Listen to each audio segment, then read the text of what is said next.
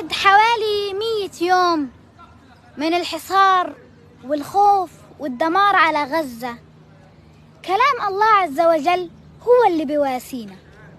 أم حسبتم أن تدخلوا الجنة ولما يأتكم مثل الذين خلوا من قبلكم مستهم البأساء والضراء وزلزلوا حتى يقول الرسول والذين آمنوا معه متى نصر الله ألا إن نصر الله قريب، ألا إن نصر الله قريب. تتخيلوا من كتر الحصار والخوف اللي مر على الرسول صلى الله عليه وسلم واللي آمنوا معاه، قعدوا يقولوا متى نصر الله، متى نصرك يا الله اللي وعدتنا فيه.